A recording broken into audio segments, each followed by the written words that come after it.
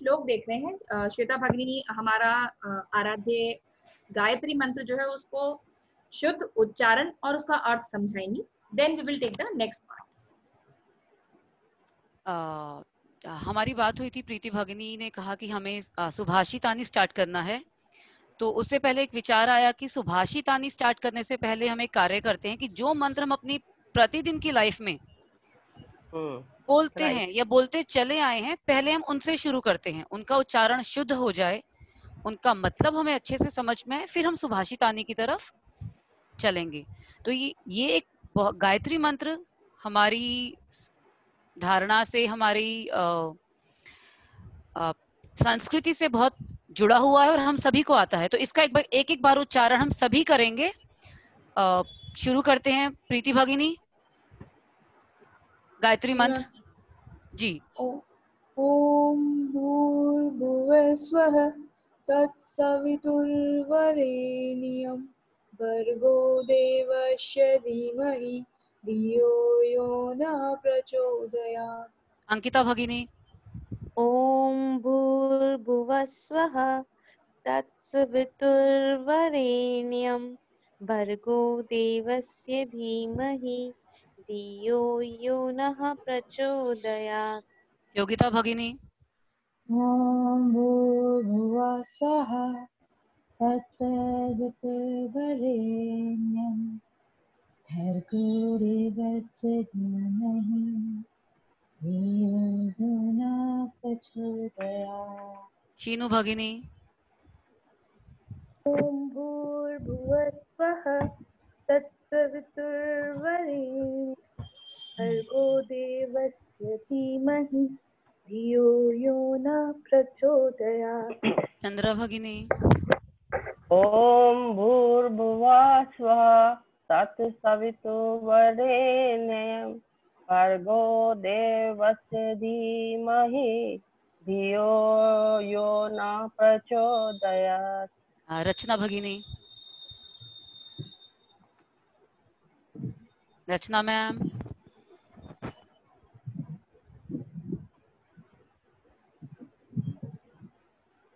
रचना भगिनी। शायद उनके नेटवर्क में कोई इशू आ रहा है, आप आगे चलिए। ठीक है, वहाँ तो थोड़ा सा सब हो गए बाकी? अगर उनका यस हो गया। श्वेता भगिनी। जी जी प्लीज बोलिए। श्वेता भगिनी। हाँ। ओम भूर्भुवः स्वः तत्सवितुर्वरेण्यं भर्गो देवस्य धीमहि यो नः प्रचोदयात्। शोभनम शोभनम। अभी हमने गायत्री मंत्र का उच्चारण किया, तो यदि हम सभी के गायत्री मंत्र को अगर हमने ध्यान से सुना तो कहीं ना कहीं हमें भू भुवः वहां पे दीर्घ ऊ की मात्रा सुनाई दी। सभी में नहीं, पर एक दो में हुआ। देव भर्गो देवस्य धीमहि में धीमहि हुआ। तो यहाँ पे हमें इन उच्चारण का संस्कृत में बहुत महत्व है, शुद्ध उच्चारण का।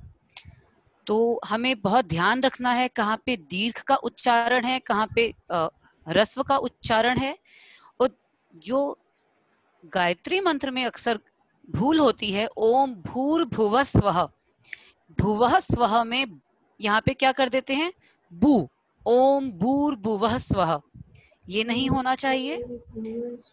और तत्सवितुर्वरेण्यं भर्गो देवस्य धीमहि, धीमहि नहीं धीमहि, धी दीर्घ महि, धियो यो नः प्रचोदयात्। तो स्टार्टिंग में जो भूर्भुवः है वहां पर मात्रा का ध्यान, उसके बाद भर्गो देवस्य धीमहि, ना कि धीमहि। अस्तु, तो एक बार हम उच्चारण करते हैं, सभी सुनेंगे ध्यान से, फिर हम इसके अर्थ पर चलते हैं जल्दी से।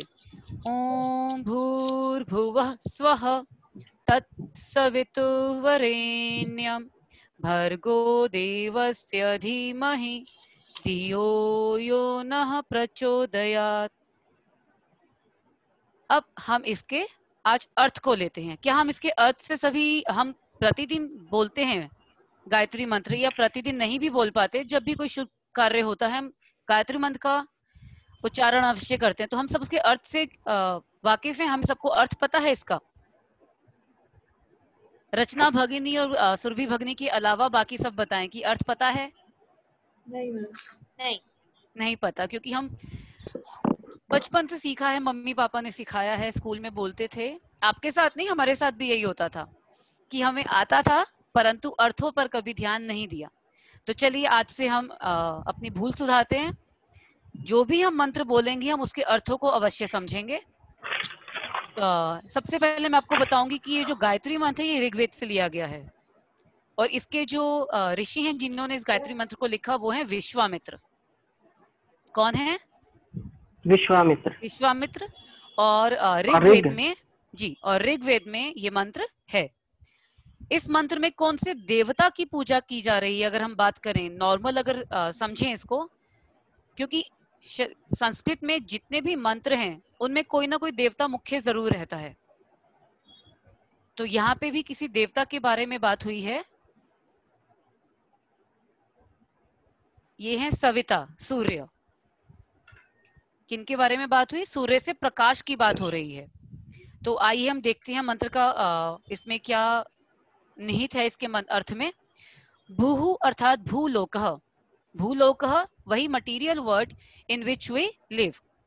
इसको हम यहाँ जानेंगे प्राण स्वरूप के बारे में। हम जो प्राण धारण करते हैं वो भूमि लोक पर आकर करते हैं, भूलोक पर, पृथ्वी पर करते हैं। उसके बाद है भुवः। भुवः अर्थात अंतरिक्ष लोक, जिसमें ये मटीरियल वर्ल्ड एग्जिस्ट करता है। अंतरिक्ष लोक को हम लेते हैं दुख नाशक के रूप में। और स्वः स्वर्गलोकः यानी सुख स्वरूप। ततः का अर्थ होता है तत्, ये ततः नहीं, क्षमा करें, तत् है। तत् अर्थात उस। सवितुः यहाँ पे है तेजस्वी प्रकाशमय अर्थात सूर्य। वरेण्यम अर्थात श्रेष्ठ। भर्गः अर्थात पापनाशक। देवस्य दिव्य। धीमहि ध्यान करें। धियो बुद्धि को। यो का अर्थ जो, नह हमारी। प्रचोदयात अर्थात प्रेरित करें। प्रेरित करें, ठीक है। तो अगर हम इसका अर्थ निकालते हैं, तो जब हम अर्थ निकालते हैं तो कुछ अर्थों को हम अर्थ पूर्ण करने के लिए कुछ शब्दों को हम जोड़ देते हैं ताकि उसका अर्थ जो पढ़ रहा है उसको अच्छे से समझ में आए। तो ओम भूर्भुवः स्वः, यहाँ पर हम भूमिलोक, भूलोक, आकाश यानी कि अंतरिक्ष लोक और स्वर्गलोक तीनों का नमन करते हुए कहते हैं कि ततः भूभुवः स्वः वरेण्यम। हम उस प्राण स्वरूप, दुख नाशक, सुख स्वरूप, श्रेष्ठ, तेजस्वी, पाप नाशक, देव स्वरूप अर्थात परमात्मा को धारण करें, उनका ध्यान करें। और वह परमात्मा हमारी बुद्धि को सन्मार्ग की ओर प्रेरित करे। देखिए, प्रचोदयात का अर्थ है प्रेरित करे, परंतु कहाँ प्रेरित करे? सन्मार्ग की ओर। तो जो गायत्री मंत्र हम प्रतिदिन करते हैं उसका अर्थात क्या अर्थ हुआ कि जो प्रभु है वो हमें, जो प्राण स्वरूप है, जो दुख नाशक है और जो सुख स्वरूप है, जो श्रेष्ठ है, जो तेजस्वी है, जो प्रकाशमय है, पाप नाशक है, वह दिव्य परमात्मा को हम धारण करें, उसका ध्यान करें, ताकि उसका ध्यान करने से हम जो है वो हम सभी सन्मार्ग की ओर प्रेरित हों। अभी आप सबको इसका अर्थ क्लियर हुआ?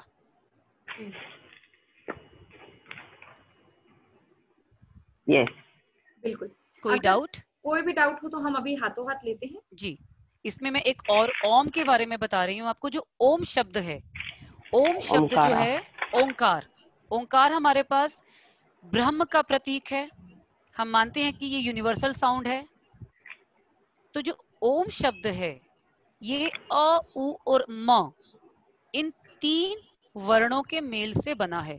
अ और उ मिला के ओ का साउंड देते हैं, जिसके बारे में हम पढ़ेंगे अगली कक्षा में, शायद वर्णों का जब परिचय लेंगे।